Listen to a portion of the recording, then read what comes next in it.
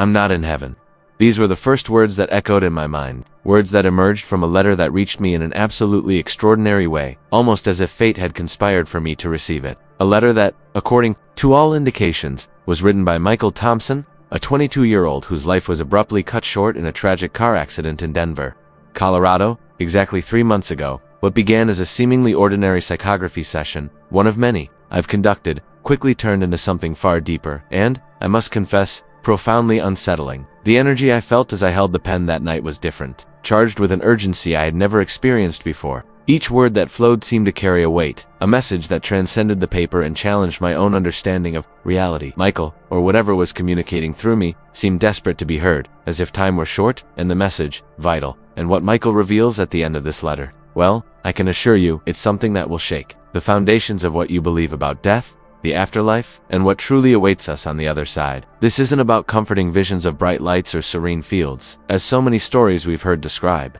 No, what emerges is something that defies conventions, forcing the mind to question the narratives we've been taught about the beyond. Prepare yourself, because this is not just another story about communicating with the dead, one of those we hear and easily forget. This is a revelation that will make you rethink everything you know about existence, the soul, and what happens when our heart stops beating. It's a journey that begins with a simple phrase but carries implications so vast they could forever change how we view life and what comes after. Michael Thompson was, in every sense, an ordinary young man, with a life that seemed to follow the script of so many others his age. An engineering student at the prestigious University of Colorado, he spent his days between classes, electrical circuit projects, and lively conversations with friends on campus. The son of divorced parents, Michael grew up under the care of his mother, Sarah, in a quiet suburban neighborhood in Denver, where well-manicured lawns and silent streets created an atmosphere of calm. To his friends, he was the typical, practical young man, with a logical mind and a sharp sense of humor. Michael was known for his disbelief in anything that smacked of the supernatural. Ghost stories, psychics, or life after death were frequent targets of his jokes. He used to say, with a sarcastic smile, that the afterlife is just a tale to scare children. On the fateful night of May 15, 2024, everything changed. After a friend's graduation party, Michael got into his Honda Civic and drove along Interstate 25, a highway he knew like the back of his hand. For reasons the police could never precisely determine, he lost control of the vehicle. The car rolled over 3 times in a terrifying sequence, sliding across the asphalt before violently crashing into a tree on the roadside. Paramedics, alerted by a driver who witnessed the accident, arrived at the scene in just 15 minutes. But for Michael, time had already run out. The news of his death devastated his family and friends, leaving a void that seemed impossible to fill. No one, not even those closest to Michael, could have imagined that 3 months after that tragedy, his name would resurface in such an unexpected way. During a routine psychography session in Boulder, a city known for its active spiritual community, the medium Robert Hayes, a man of impeccable reputation with over 30 years of experience in communicating with the beyond, was surprised by a presence that insisted on manifesting. Robert, accustomed to sessions where messages from loved ones brought comfort or small revelations, felt something different that night. The name Michael Thompson appeared with unsettling clarity, written repeatedly on his board, accompanied by an energy he described as urgent, almost oppressive. What made this communication so peculiar was not only the intensity with which the message arrived, but the content that began to unfold. Robert, a veteran who had dealt with countless spiritual experiences, felt hesitant for the first time in decades. The letter he psychographed, supposedly dictated by Michael, contained details that challenged not only his own understanding of the spiritual world, but also what he believed was safe to share. He found himself facing a dilemma. Should he deliver this message to Michael's family, risking deeply unsettling them, or keep to himself something that seemed to carry a weight far greater than he was prepared to bear? The decision was not simple, for what was written on those pages was not just a farewell message, but something that questioned the very foundations of what we understand about life, death, and what lies beyond.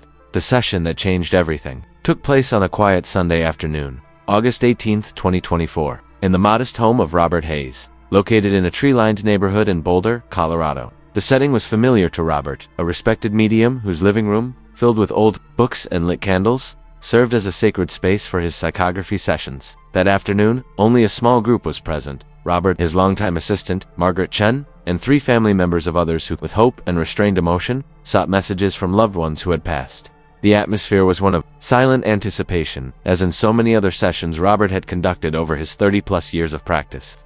Robert had just completed a relatively ordinary communication, bringing words of comfort to one of the families present, when something unexpected happened. He reports feeling a different presence, a young, vibrant energy, but charged with an almost palpable agitation. It was as if someone was screaming to be heard, Robert described in a later interview, his voice still heavy with the impact of that moment. He held the pen firmly, but felt an unusual pressure, as if the message about to emerge demanded more than his usual channeling ability. The room, previously serene, seemed imbued with a tension no one could explain. Margaret Chen, who has worked with Robert for 15 years and witnessed hundreds of psychographes from comforting messages to surprising revelations, says she had never seen anything like it. Robert's hand was trembling strangely, and he was sweating coldly, even though it was a mild day. She recounts, still visibly shaken.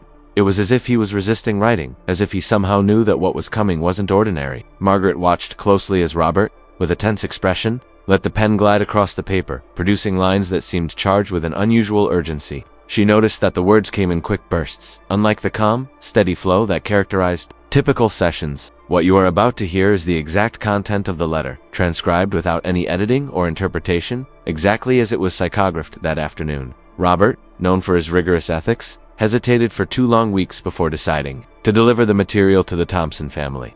He revisited the pages repeatedly, debating whether he should expose the family to something so unsettling. When he finally gathered the courage to deliver the letter, the reaction was one of absolute shock. Sarah Thompson, Michael's mother, initially rejected the idea that the message could be authentic. Like her son, she had always been skeptical of the supernatural. However, upon reading the content, something changed. With tears in her eyes, Sarah stated that she fully recognized Michael's voice in the written words. More than that, she identified specific details, memories, and expressions that, according to her, only her son could have known. These elements, so personal and precise, shook her convictions and made her question everything she believed about death and what might exist beyond it.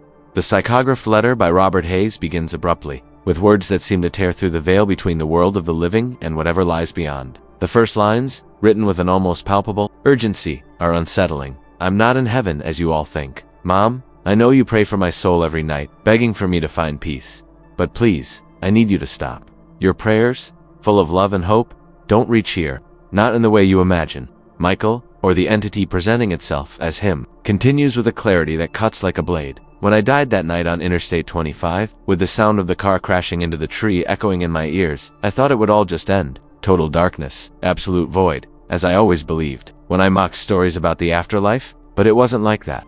There was no final blackout, no eternal silence. Instead, I woke up in a different place, a place I can't describe with the words I know. There are no angels here, like in the stories we heard in church. No golden light or green fields, there's just others like me, wandering, waiting, searching for answers.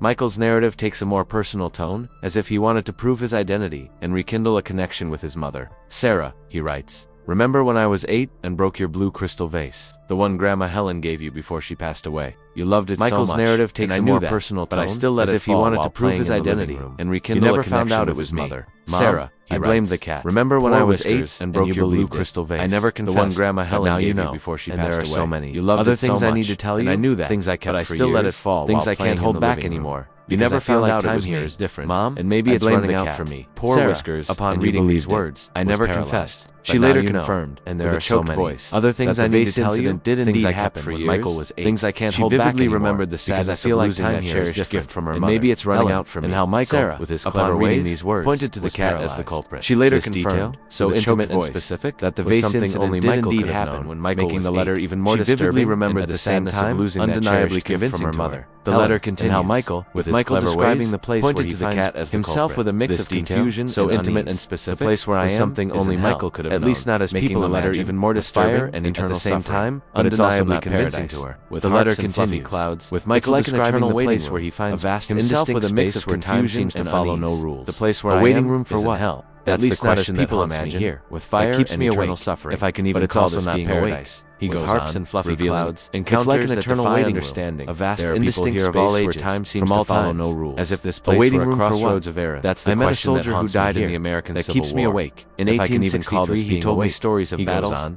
of blood-soaked encounters that defy understanding. He's been here for over 100 people here of all ages, from all time, not knowing as if this place were a crossroads of era. He still carries the weight of his war. I met a soldier who died in the American Civil War, and there are children too. In 1863, he told me stories of battles, still crying for their mothers, and said he's been here for over 160 years. It's a place of fragments, not knowing why. Souls trapped. He still carries the weight of his war, and I'm trying to understand where I fit into all this. There are children too. The letter from Michael Thompson, maybe centuries by Robert Hayes, still crying for their mothers, reaches a turning point with voices that echo as if they'll never fade. Delving into revelations that challenge logic trapped in their very perception of reality. Trying to understand where I fit into all this. Growing urgency, the letter from Michael Thompson, unravel something far greater than a simple message reaches a turning point, but the most disturbing and destabilizing I've discovered here is about how the revelations to the next level really work, and the very perception of reality.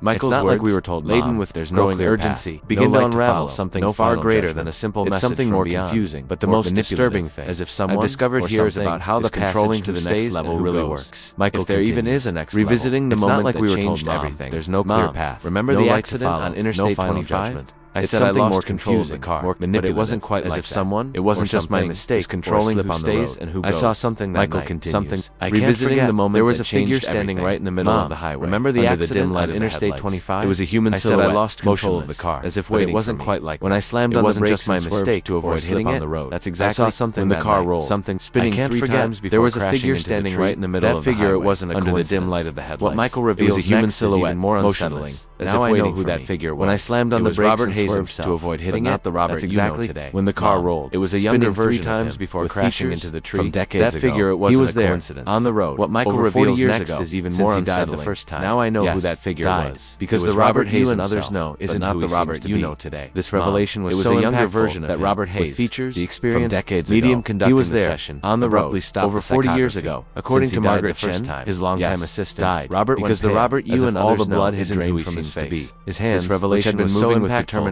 across the paper, the experience completely for medium conducting the session. Margaret describes the moment is according to Margaret Chen. Robert staring at the words he had Robert went pale, as if they were accusing all the blood had drained from his face. When he finally resumed writing, which had been moving with determination across as if fighting against a force compelling him to continue. Michael continues. Margaret describes deepening the moment is suffocating. The Robert you know, with Robert staring at the words from Boulder, isn't who you think accusing him directly. He died in 1982. When he finally resumed writing in a motorcycle, it was only to complete the letter. Somehow, as if fighting against a force, he's not just an ordinary medium. Someone who connects the living to the dead. Deepening the mystery. He's a collector. The Robert you know, he brings us to this medium from Boulder. This eternal waiting room where I'm trapped. He died in 1982, but in a motorcycle accident. But I'm not the only one here who knows it. He's not just an ordinary medium. Someone who connects the living to the dead. And now he's coming for you. He's a collector. Be careful who you trust. He brings us to this place. Not everyone who claims to speak with the dead is truly alive. I don't know how or why. There's something bigger behind it, but he's connected to something I don't fully understand. And I'm not the only one here who knows it. But it scares me more than anything I've ever experienced. Desperate warning. The message ends abruptly, and now he's coming for you. The tone of urgency that cuts like a knife. Be careful who you trust. They found out everyone who claims to speak with the dead is truly alive. I feel like there's something bigger behind this. I have to go. Something I don't fully understand about me, but it scares me more than anything I've ever experienced. Look for answers about him. The message ends abruptly. He's the one with a tone of urgency that cuts like what's happening here. They found out what can be done with the revelation. I don't know what's settling as the one I feel like I'm being Michael Thompson's life. I have to go. The words supposedly dictated by him cast a shadow of doubt not only on Robert Hayes, answers about the medium about Robert.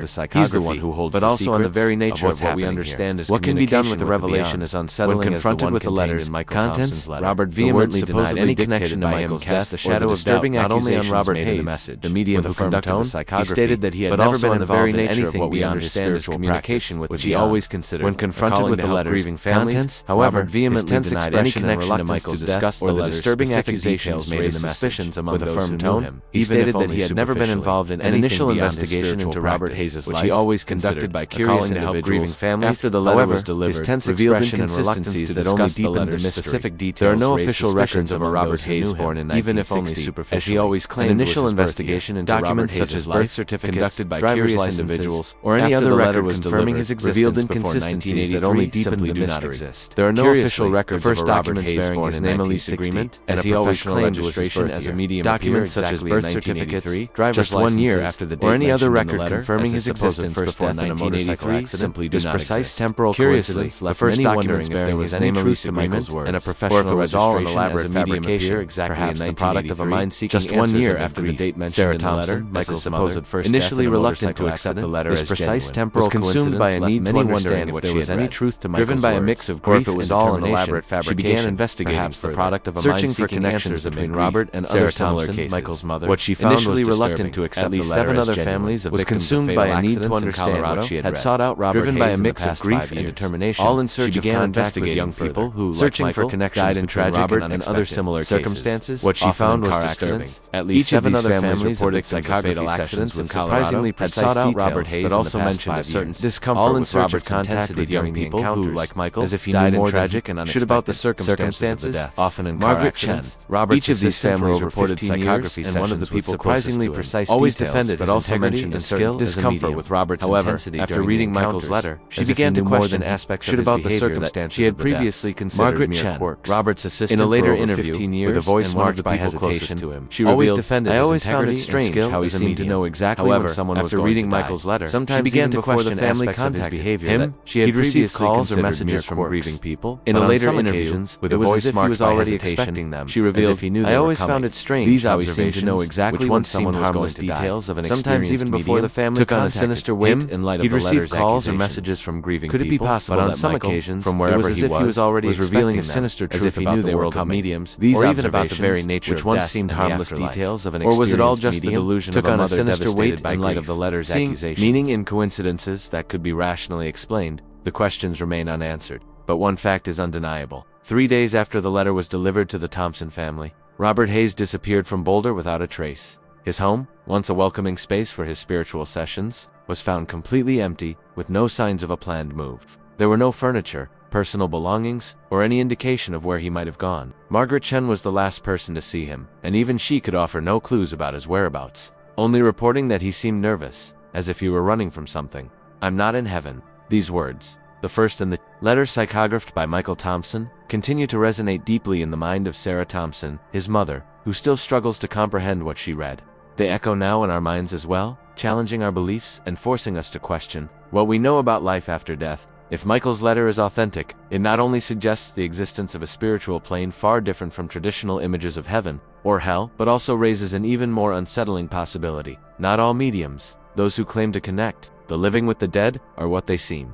The accusation that Robert Hayes, a respected medium, might be something beyond a simple spiritual conduit, perhaps even a collector of souls, as Michael described him as an idea that sends chills down the spine and makes us rethink who we trust to mediate messages from the beyond. The Boulder police, investigating Robert Hayes' sudden disappearance, classified the case as a voluntary departure, suggesting he simply left the city of his own accord. However, this explanation did not satisfy the families who, over the years, sought his services in times of grief. Some of these families, including Sarah Thompson herself, began to organize, sharing stories and experiences in search of answers. Reports began to emerge, each more unsettling than the last. Disturbing dreams that started after sessions with Robert, images of shadowy figures that seemed to watch them from a distance, and a constant, inexplicable feeling of being observed, as if something or someone was following their every move.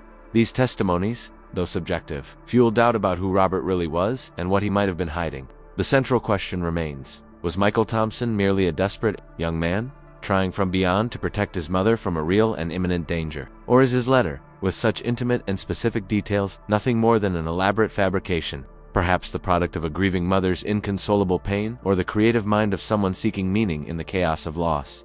The truth, as so often happens in stories that touch the supernatural, seems to slip through our fingers, leaving more questions than answers. But one thing is certain: Michael's letter, whether true or not, confronts us with a possibility that cannot be easily ignored. The question that resonates now is deeply personal. If you received a letter like this, written by someone you love, someone who has passed, what would you do? Would you dismiss the words, brushing them off as a fantasy born of desperation or imagination? Or would you dive in headfirst, investigating every detail, every clue, to the end, in hopes of uncovering a truth that could change everything you believed? It's a choice that requires courage, for confronting the unknown is never simple, especially when the answers may lead to places we'd rather not explore. And you, what do you think about all this? Do you believe Michael's letter is a genuine message from the other side, a cry of warning from a plane we barely understand? Or is it merely a reflection of desperate minds, trying to find explanations for the inexplicable, creating narratives to ease the pain of loss? Your opinion matters,